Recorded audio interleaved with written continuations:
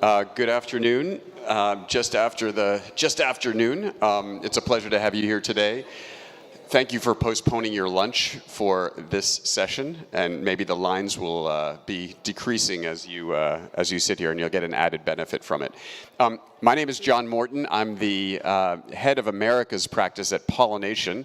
We are a global investment and advisory firm, about 4 years old now, focused on working with corporates, financial institutions, governments, and large nonprofits around the world to advise and invest in transition and nature-positive strategies. And it's a real pleasure to be moderating this panel today on an issue which is critically important to us as a firm, but more importantly to the planet.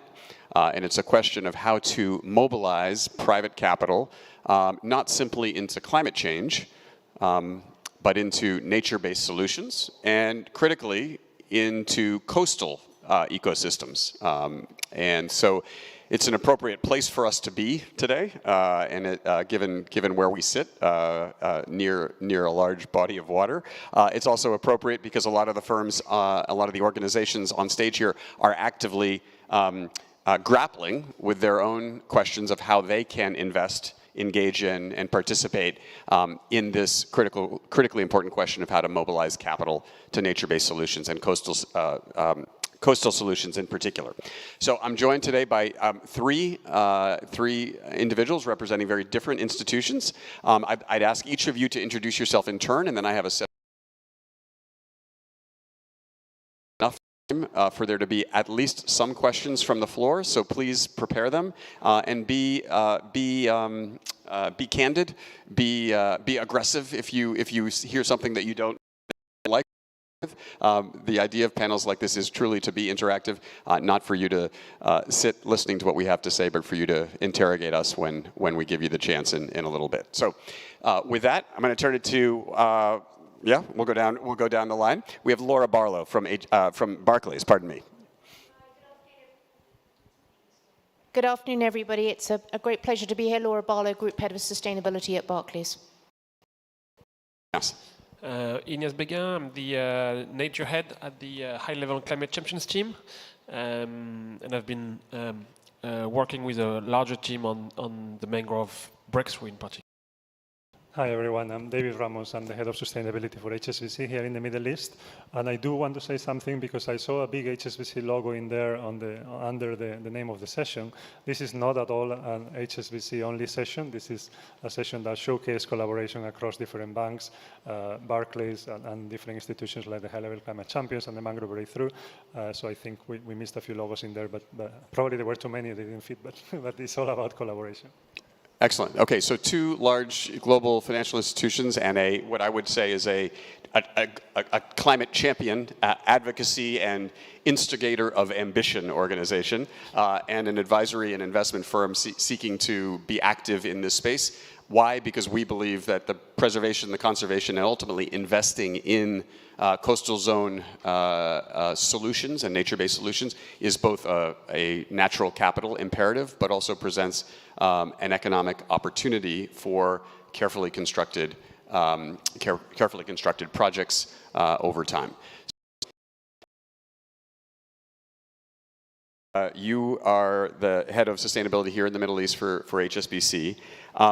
You have been involved with, and HSBC has been centrally involved with the Sustainable Markets Initiative Financial Task Force. I'd like to hear a little bit more about how that task force is participating in, active in, and engaging in this question of collaborating to drive change into this area.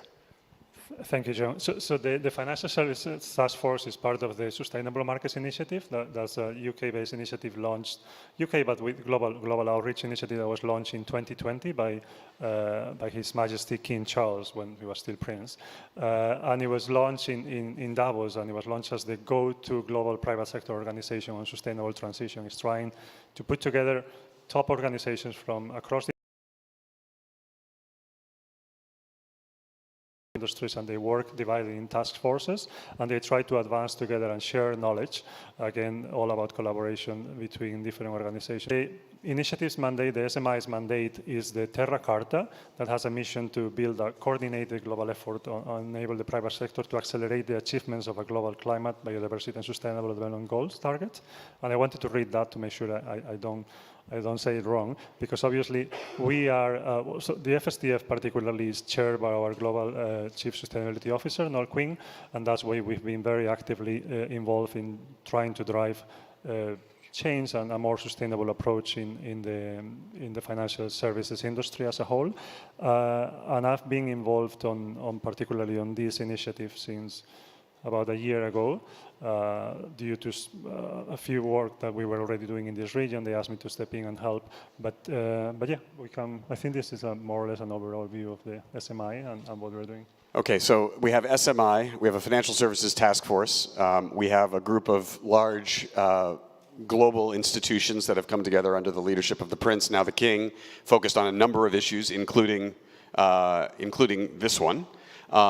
Now, under the auspices of that effort and subsidiary efforts, we have collectively, between our organizations, produced a number of both reports and recommendations, including some that you'll hear. Role can banks, how can I finance mangrove preservation? HSBC and ourselves, the co-leads of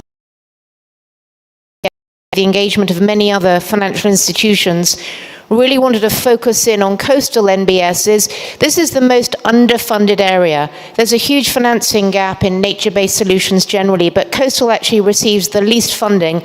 Of all the SDGs, SDG 14, life underwater, gets the least funding. But it also represents a huge opportunity, not just for mitigation, as a carbon sink through restoring coastal ecosystems, but actually in avoided losses, in resilience and adaptation as well, and protecting the livelihoods of communities that depend on those coastal environments. So it was a huge opportunity for impact, which is why, under the auspices of the SMI, we really identified this as somewhere where we felt we wanted to make a difference. It's an understanding, because this isn't intuitive to sort of demystify it. We want to leverage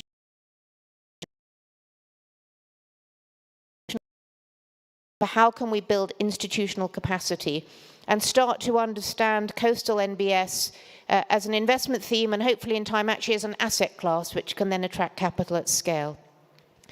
So we really identified 5 key areas where we think we can make progress towards particularly aligning with the goals of the mangrove breakthrough. And this is very much intended as a complementary guide to the mangrove breakthrough roadmap.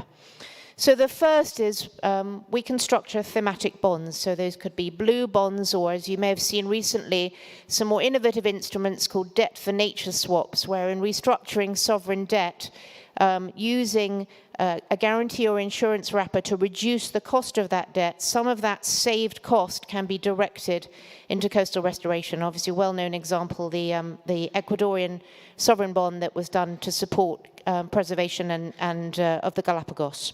So that can be direct project finance for green infrastructure, such as identifying areas where mangroves can actually support so that they have more capacity and more reach. And finally, really importantly, it's, I think, to also invest in and scale up some of the technologies that are going to be really important in supporting the work that needs to be done in coastal nature-based solutions. So we do a lot. So as we, as an advisor and investor, think about this, we do so very much with the mind of what are the barriers to de-risking private capital that we need to put in place in order to get capital moving at scale. Please, David, you want to come in?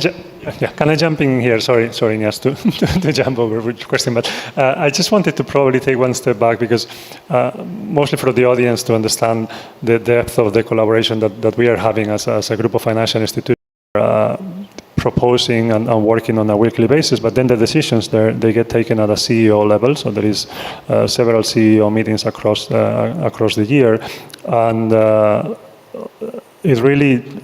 it surprised me how an industry that is trying and maybe a little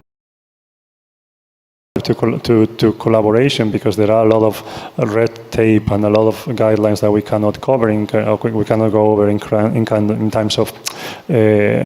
On the basis of the work of the Global Mangrove Alliance, which is a science a group of science organizations and NGOs that have put together a report in the run-up to COP26 that just prove how mangrove are critical, and the depth and the knowledge of science was really remarkable. So we sit down with them and we're like, how can we, Climate Champions team, it's our mandate to help the ecosystem. How can we help you to really make the most out of this report, of this science data, and to inform financial institutions to basically look at how we can attract capital for this amazing ecosystem. We launched the Mangrove Breakthrough at COP27 with the goal of restoring and protecting 15 million hectares of mangrove globally, and we know that will cost $4 billion of projects, so the demand from the financial institution that will be better informed about the deals, and this is why it's critical to work with HSBC, Barclays and the SMI. On the supply, one critical piece of the work we are doing is to build a pipeline of investable projects. Trust me, it's not easy, but we have really know the right partners at the right level of investment and commitment to make this happen, from the large philanthropies to the largest bank and the local owners of projects.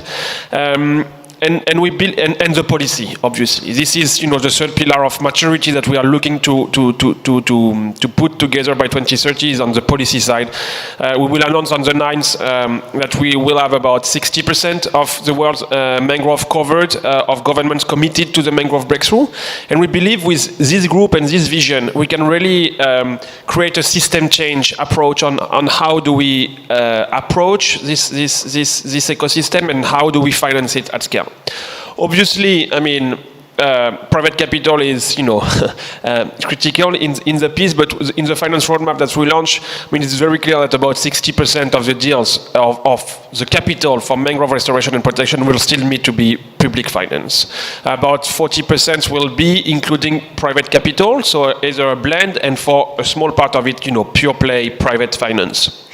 But still, this 40% is critical, because we know this is, as you say, John, how we will reach the scale of investment.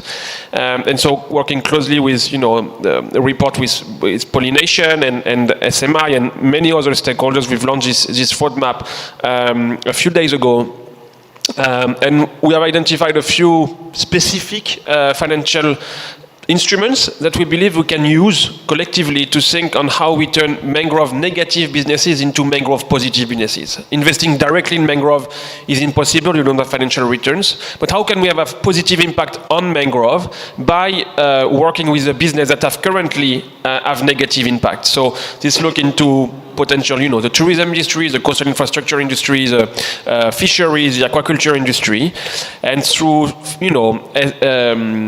mangrove KPIs, aligned loans, through microfinance, interestingly through blue bonds, but the scale needs to be quite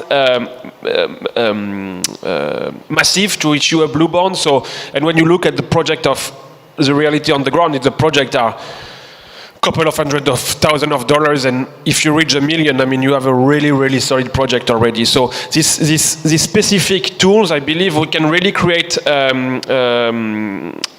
way to make sure that the capital is flowing to the businesses and doing this system change. We will also look with several partners on insurance product as well. That's really helpful. I mean, just a couple observations. Yeah, I think the way that you articulated the goal, I think is quite strategic and worth pausing on for a moment. It's basically, you're trying to get enough projects off the ground to essentially, and this is my word, demystify the sector and to prove that they can be financeable. And I'm imagining when that happens, not if, the 60-40 ratio that you highlighted of public to private begins to shift, because the risk perception comes down, right? The investors become more comfortable. That happens for two reasons. One is just the experience curve of investing, but the second is, and this is our belief, and I want to validate it with you, Ignace, that over time we are going to see the emergence of a more healthy, more viable, and more vibrant nature and biodiversity market, which will provide additional incentives and financial returns and rewards for investors who invest according to principles and standards that are in the process of being developed, probably by many of you in the room. So my quick question back to you is that 60-40 ratio, don't you expect that to change over time, right, as the sector becomes more investable and more demystified? Is that correct? Hopefully, but I think this is where we will hopefully be in 2030 when we will be able to assess, what have been the impact of this breakthrough, which is this collaboration in creating a market. We have to create a market now, right? The market is not existing, but. I think we will also learn a lot from building the pipeline of projects. This is of investable project. This is really at the core of the work of the mangrove breakthrough, is to build this pipeline and being able, to offer an open data source platform of mangrove project or database that these institutions, with the philanthropy, the public finance, the MDBs, can look into. We connect them and the project is being financed. And if we are able to, case by case, no, it's not a question of confidence. I think it's more because institutions to absorb capital to make this shift. Fair. Good. Okay. Well, I want to come back to that before we close. Laura, there's been two tools referenced: the Mangrove Breakthrough Roadmap that Ignace just mentioned, and of course the Financial Services Task Force guide that you alluded to. How do you, as an institution, as a bank, as a task force, plan to use those two tools to help catalyze, mobilize action? Yeah. Well, I think the clue is in the name of this hub, the capacity building hub. I think the first thing we need to do is build capacity in our own organizations and across the membership of the Financial Services Task Force and more broadly. And that's the wonderful thing about this convening of senior leadership through initiatives like the Sustainable Markets Initiative and others, is that ability to create shared knowledge and then disseminate it through our organizations. So the FSTF guide is very much, I would say, the foundational material for market practitioners, both in lending and capital markets. And the Mangrove Breakthrough really gives a more detailed roadmap, breaks down the value chain opportunities. So different institutions operating in different regions in the world can identify what part is most relevant to them or potentially most attractive to them. But I think the thing hasn't started at the bottom.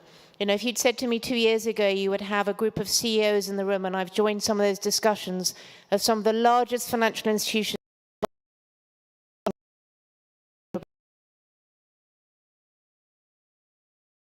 in the room when that has happened. I think that's a fantastic development. So that capacity building is coming from the leadership and will also come from the ground up. Great. Ignace, do you want to come on that? Yeah, no, it's just to reiterate what you just said, Laura, because when we started to work with the team at Barclays and HSBC, we're like, okay, then we're going to present, the Mangrove Breakthrough and the coastal ecosystem roadmap to the CEO. I'm like, is this real? Like, you're going to really talk about mangrove to the CEO of Barclays and HSBC? And then a few weeks later, you came back and said, oh, yeah, we have the green light. We're going to work with you and in head towards COP28 and develop the roadmap. And I was like, okay, this is massive, and so I just want to, highlight that because this is really unique. And I believe that maybe what, you will tell us, Laura, but what may do the tweak is that it's very specific and concrete, and you have financial goals attached, right? I think it's mangrove, it's 4 billion target, and we know what will be the impact. So I think this will help rather than having, big, and the practitioner guide is the same idea, right? It's how does a commercial bank can, make deals on coastal ecosystem. So I think it's really, it's not thinking about big theory and changes on how do we change the market and integrate natural capital, etc., which are important, but being very practical, I think is the clue of success that, we have seen so far, and just wanted to highlight. No, that's great. That's super. Okay, so David, we obviously have all agreed, as oftentimes panels do, with the premise that we need to mobilize more private capital quickly to this region. We've also agreed that it's to this sector. Pardon me. We've also agreed that it's difficult and that we're at the nascent and early stage of that process. So, what are some of the examples of initiatives that you believe have helped build a better understanding of how to structure these deals, these projects across the private sector, working with governments and local project developers? Let me tell you all a secret. Here we go. I was actually, I got to know that I have to step in this panel 5 minutes before it started. So you're going to allow me to answer this question in terms of the projects I know of, which are the projects in the region. We've been working, or HSBC has been working at a global level through an initiative that is called the Climate Solutions Partnership for the last 4 years now. And it is a philanthropic capital initiative. It's a $100 million philanthropic capital that we want to deploy. We are partnering with WWF International and the World Resource Institute.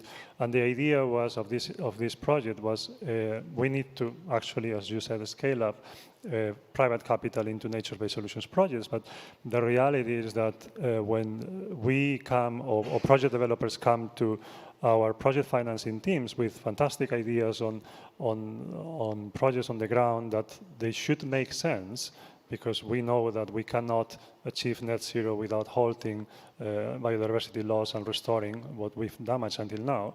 But those projects, unfortunately, they do not meet, they're not bankable, as we say in the jargon in the industry, because whatever reason, because maybe the size is not the right one, maybe the country is not the right one because of country risk, maybe the scope is not the right one, and at the end, it all comes down to, in my opinion, to what is the underlying asset of those projects. When banks finance or lend for a building, you know that the building is a physical asset, it has a value, and if somebody defaults, you can claim that asset back and you can recover the money. And why do we want to recover the money? Let me ask you another question to the audience. Can I see a show of hands? How many has an account with HSBC or with Barclays in the room? Not so many. We should have more. I think he's about to ask you if you're ready to invest into mangroves, right? I'm non-commercial. I don't sell, but you should. Anyway, no, but I'm asking this question because at the end, when banks lend money, it's not our money that we're lending, it's our clients' money. So we need to make sure that we have the safeguards in place to protect that money, to make sure that that money doesn't vanish, because again, it's not ours to lend. So I think it's important to, all of this, what Laura was mentioning on capacity building and educating our risk teams and internally our bankers is key, because we need to probably understand much better how nature can be valued and what are the actual revenue streams that can come out of nature that have a value that banks can leverage on for lending activities. Going back, that was a little bit of a sideline, but going back to the projects, the ones that we are supporting with through this Climate Solutions Partnership across the globe, we have 46 projects on nature-based solutions globally.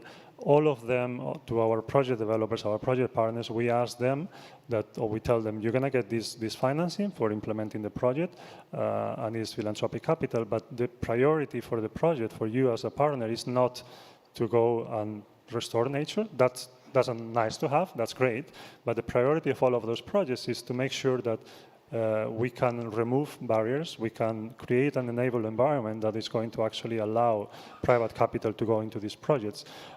Because we are aware that, like as you said, Ignace, the 4 billion is just kind of a talking figure to have in there. But we are aware that there has to be a huge amount of private capital that has to go into nature restoration and protection projects. Otherwise, we are not going to achieve a net zero world. Okay, well, that was a perfect segue to what is the officially the formal last question before I ask the panelists for some concluding remarks, and then I do want to turn it to the audience if there are questions. So prepare those if there are. So enabling environment. This is probably I'm guessing this is probably the 57th time that each of you has heard the term or the phrase or allusion to enabling environment reform and the need for enabling environment improvements in whatever sector it is that is of primary interest to you. Obviously, sustained, long-term, clear, predictable policy and regulatory certainty is what we all need in any sector as we seek to mobilize more capital into climate preservation, conservation, mangrove protection, insert keyword here, right? So we know we need that. So Ignace, as you think about the mangrove breakthrough work, what are some of the enabling environment conditions or barriers that you have identified as being of primary importance to address early on in creating an investable asset class here in the mangrove sector? I mean, what you mentioned, I think we need to be very practical because there are barriers, but everyone wants to protect and restore mangrove. I mean, there is. So my point is, I think to address the barriers, we need to connect the right actors at the right level together, and I'm sure these barriers will disappear. The point is, at the mangrove breakthrough, we have been able to secure very large number of, cannot announce the number, but come on the 9th of December, a very large number of governments endorsing the targets.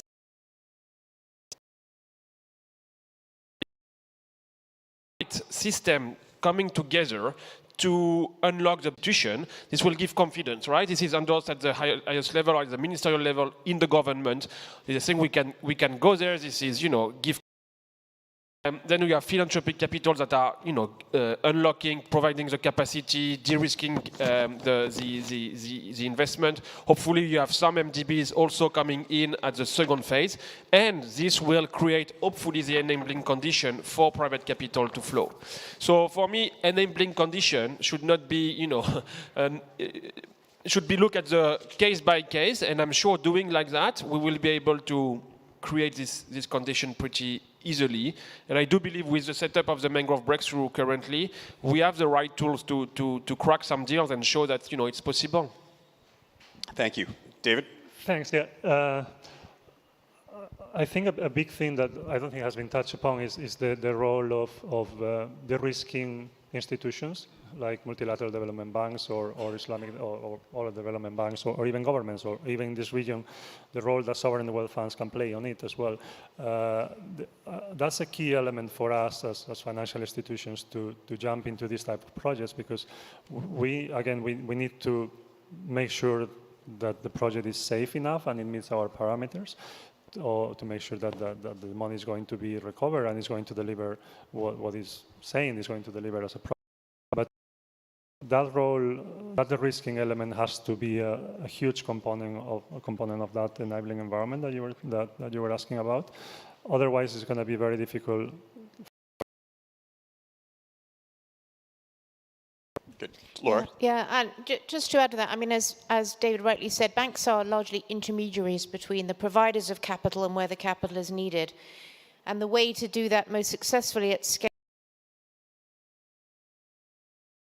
those discussions, the requirements of investors, the parameters of investment decisions, and those are the discussions we've been having with the Mangrove Breakthrough is how do we standardize some of that? Because then we can aggregate projects, we can aggregate capital into pools that makes it of a scale that's attractive to institutional capital. We're not going to get there. I don't want to create expectations that a year from now there'll be a series of listed funds directed at this, but I think the pragmatism of the Mangrove Breakthrough, the identifying and then hopefully maybe aggregating pools of projects will be when we start to demonstrate the potential of this as an asset class. But as David said, the risk profile is not yet somewhere where it's commercially investable or bankable in a traditional way like a mortgage portfolio. But there is a great interest in doing this. There is a great desire to deploy capital into natural-based solutions. And therefore, I think a lot of the role that we can play is in that translation between the project developers and the pools of capital. Fantastic. I see a couple of questions out there. I'm going to turn to you in just a moment. I wanted to offer just two observations before I turn to the panelists for maybe, actually, we'll take questions first and then we'll do that. So I see a couple of hands. I had the privilege of serving in 2 Democratic administrations in the U.S. I served for 7 years under President Obama and 2 years under President Biden in different roles at Treasury, White House, and OPIC, which is now the Development Finance Corporation, the overseas private lending arm of the U.S., where basically our job was to de-risk private capital to emerging markets and to emerging sectors around the world. And one of the anecdotes that gives me kind of hope and I think perspective on this is that in 2011, it may have been 2012, early 2012, we financed the first megawatt of grid-connected solar in India, right? I mean, you think about that, right? That was 12 years ago. There was not private capital to do it. There was not appetite, and it required government support and essentially de-risking and political risk because it was seen as too risky a sector. Think of India's solar sector now and where the money's flowing, right? So it's too simple an analogy, but we're at that point in this sector where we need to begin pooling, de-risking, thinking creatively about financing, having examples of projects that work, thinking about aggregation schemes. And it's a playbook that we've run before, right? And we just need to do it quickly and effectively and working with great partners. And we have the infrastructure and the task force and the capital, I think, that is aligning to help us do that. So that's my optimistic vision of how the past might be applied to the future here. Please, sir, perhaps you could introduce yourself and pose a question, if possible, to one panelist, but so that we can have time so each individual can take some answers. Good afternoon. My name is Dr. Adil Ahmed. I'm a professor on Amity University and teaching ethical finance and social responsible investing. And my question actually, when David mentioned about we as a bank, we managed the people's money. But this actually true because what's happening in the global financial crisis, we find all the managers, all the bankers, they rescue all our money, which you mentioned by yourself, it is the money for the people. But do you think the bankers, whether they are Barclays Bank, HS Bank, any financial institutions, they have a responsibility to inform the depositors where they invest their money. It's not only the financial statement like bank, like balance sheet and the cash flow. This is like a public, but in details. I know some of the banks provide a corporate social responsibility, but as well, it looks like it is a ticking the box, but it is not real. Tell the customer where our money has been invested to help the society and to help the climate to have a sustainable environment as well. Thank you. Great question. I don't know if we could direct it to the bankers on stage. I'm happy to. I think it's a really important question and observation. Barclays was a founding signatory of the Principles for Responsible Banking. And we report under the PRB each year alongside our financial reporting. And part of that reporting is, and it's not a perfect science because bank data systems and data architecture don't align perfectly to the SDGs, but we do try to provide more insight about how our money aligns, for example, to the Sustainable Development Goals. So I think there is increasing transparency from the financial system. Some of that is through voluntary standards.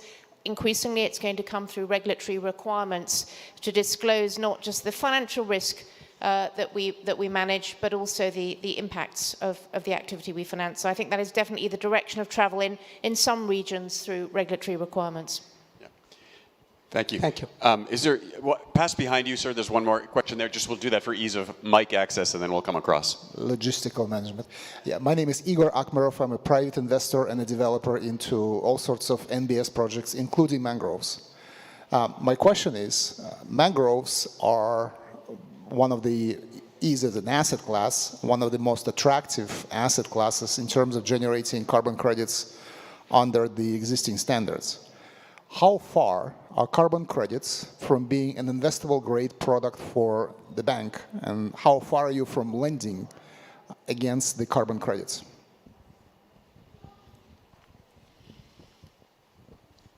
I think it's a great question, and the reality is that there are a lot of excellent projects that focus on carbon credit generation, and that's the main revenue stream for them to be bankable or to become bankable. The guideline, the practitioner's guide shows a few examples on the ground of things that are working around carbon markets.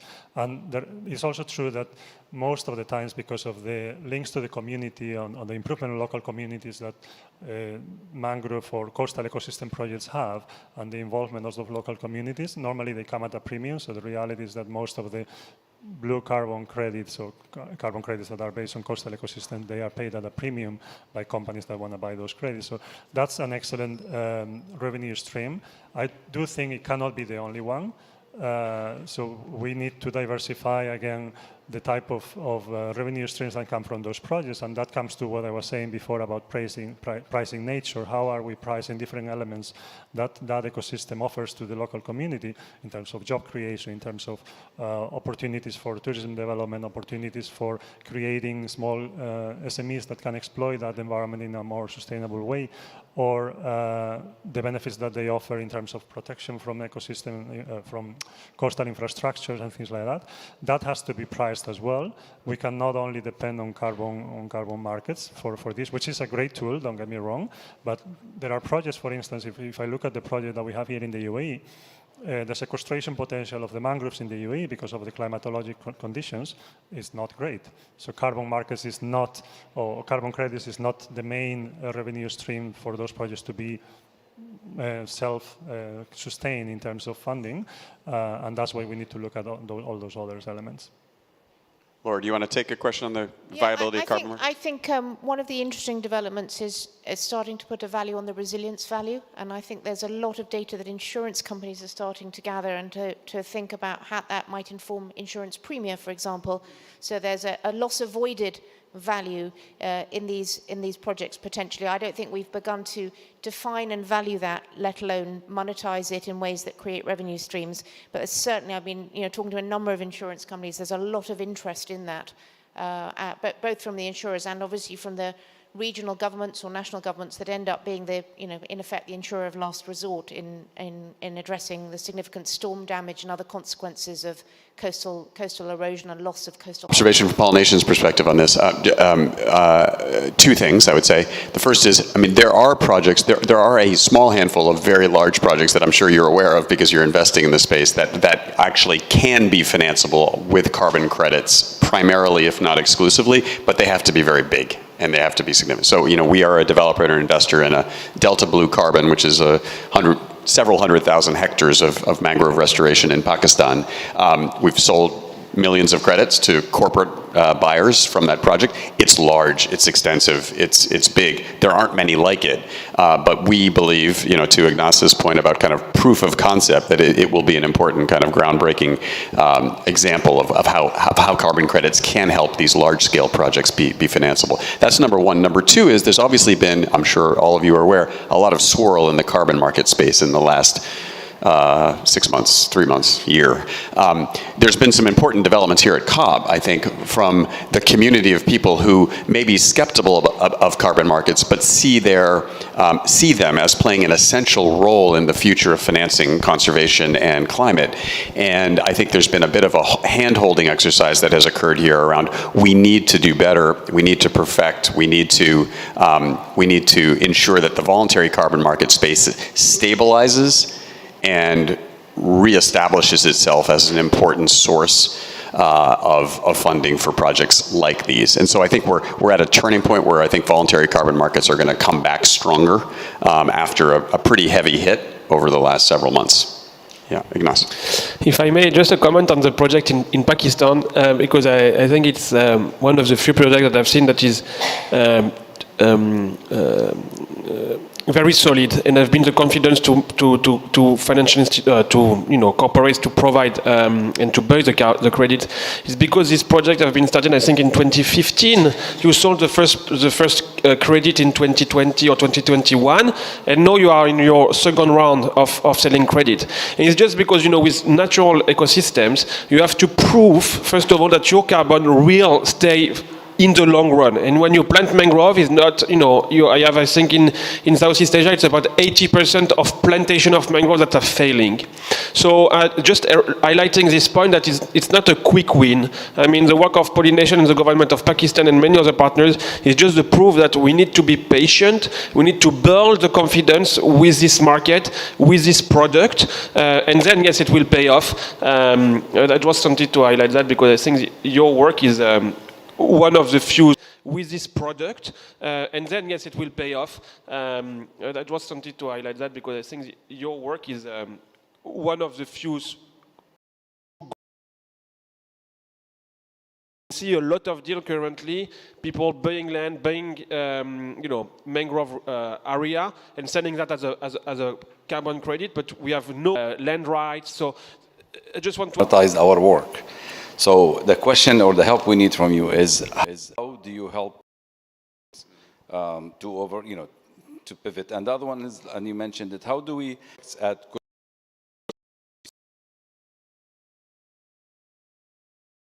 Okay.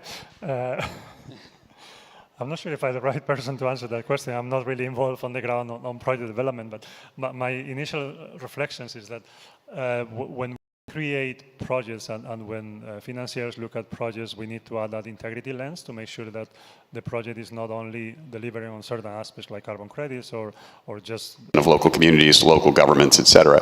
And sometimes it's not, of course you need the national level approval, but you need to go much deeper, as you know from your work. And that's key to building these projects successfully. It's also why they can take a lot of time on the project development side. If I may, on your first point on how can small-scale, farmers or fisheries can access capital, one element that we are looking at and that we identified in the finance roadmap and that we will, further implement with the banks and partners next year, is how, because for I don't want to speak on behalf of HSBC or Barclays, but what I've learned is that for Barclays at HSBC is to invest in a small project again, let's say in Mozambique. It's impossible, right? The cost of capital is way too high, it's too but also match the KPI that have been set from the start on mangrove. And that for me, this is something that, I believe can be quite instrumental in making sure the capital is reaching the small scale farmers while creating revenues for the communities, protecting mangrove, and making sure that the larger banks are delivering on their vision that the CEO have signed off. Fantastic. Last question. We're short on time, so short question and short responses, please. Thank you so much. My name is Ishraq Abdullah. I am representing Blue Forest. We're a Dubai-based company here that's restoring mangroves abroad, and we're currently working on a project in Mozambique that is 158,000 hectares. About to generate 22 million carbon credits over 5 years. And this is going to be a massive project that we really want to make sure that the benefit sharing aspect is more than what it's producing in carbon credit-wise, because this is a space now that we're talking about urgency. And my question is directed towards the financial roadmap and the way that it's also set up these different pathways and mechanisms to scale mangroves in a mangrove-positive future. We see that right now with these unprecedented events that are happening a lot of times, it's reducing carbon credits to support these spaces. But we also are thinking about increasing or enhancing resilience through local research and also prioritizing support from universities in that place that you're restoring mangroves. And as a result, we're also building more than 2,000 jobs on the ground with this project. So we really want to see that urgency, and I was wondering if there's any kind of discussions around that so far. You're probably going to get an unsatisfactory answer to that question because of timing, and I would encourage follow-up after the panel. So let's see if panelists want to take a shot at that. Yeah, Ignace, do you want to start? Yeah, I will just start by saying, this is a key pillar of the pipeline element that I mentioned of the mangrove breakthrough is capacity building locally. And, we work, of course, with the Global Mangrove Alliance that have 5 to 10 national chapters, so local organization that know the local ecosystem of people and organization that have the capacity, and there will be direct funding reaching these people in 3 countries starting with early next year. So that will be announced also on the 9th, but this is direct funding to build the capacity locally for research and for being able to make the emergence of investable pipeline of projects. So this is very central to the work, and thanks for raising this critical point. Thank you. I can comment as well. First, say hi to Bahit, please. Will do. Second, the project that we have that we're supporting here in the UAE with philanthropic funds is a significant project, I would say, for the region. It has key stakeholders on it. It has government entities involved, the support of the ministry directly of the climate change in here. And in 3 years, it has not planted a single tree. And we are perfectly fine with it because the scope of the project is not the actual restoration activity itself. The scope is what I said at the beginning. We want them to help remove all of those barriers to make sure that whenever the restoration starts, first it's done correctly. It has all the knowledge of the local communities or all the policymakers in the region or in the country to make sure that we're doing it right and to set those policies and those kind of requirements that I'm going to ensure that the project is a success. So yeah, it's key, of course. There is a lot of research that's coming out of that project so far, so it's good news already. Yeah. NGOs or like WWF, a big part of what they do is research, and we are supporting them with that. So I think it's key. It's a key aspect. Thank you. This was actually a good answer. I was going to say it's a better answer than I expected. It's satisfactory. So I'm a climate justice advocate. So this is also one key element in my work at Blue Forest, and I'm very happy to hear this, and I hope that we can collaborate towards increasing that pathway as well. Thank you. Thanks for your question, and thanks everyone for your questions. We're at time. If there are final words that any of the panelists would like to say, I would hand the floor, Laura, for you to. I would. Well, firstly, thank you all. Thank you for the very insightful and valuable questions. And it's been a fantastic partnership. I think it's been a real example of bringing together academia, civil society, deep conservation expertise, local perspective and insight. Global financial markets. This is the way we all need to work going forward. I think this for us is a big learning process for us as a financial institution, and I would really thank all the partners for that, and really look forward to now turning this into a pipeline of funded and investable projects, because that's what ultimately will be success. It's not. This is a first step on that journey. Fantastic. Ignace, final word? You said it all, Laura, so I will not repeat what you say. This is really much to the point. Now I will just invite you all on the 9th of December, where we'll have a mangrove event hosted by the COP28 unit and Global Mangrove Alliance, Mangrove Breakthrough, and many partners. And it will just be, this story brought to you for real. There will be significant announcements by ministers, financial institutions, philanthropy. So we are very excited to bring this to life here in the UAE, and we are on a really exciting journey moving forward with the right partners, and really a true, sincere, open collaboration that I'm very confident will deliver results in the next years. So if you are interested, you just have to join the journey. Thank you. I'll just say very briefly, we've been working together with Barclays and HSBC and INEAS and the team almost a year now. I think we are fond of each other now, so we wouldn't want this to die. So we are very clear that we want to continue this collaboration. We are very aware that this is a key work that financial institutions should be involved. So we are exploring how are we going to continue working with the Mangrove Breakthrough, more probably at an individual level, and also as the FSTF group of banks, how we can support, and I'm sure there will be more excellent news coming out.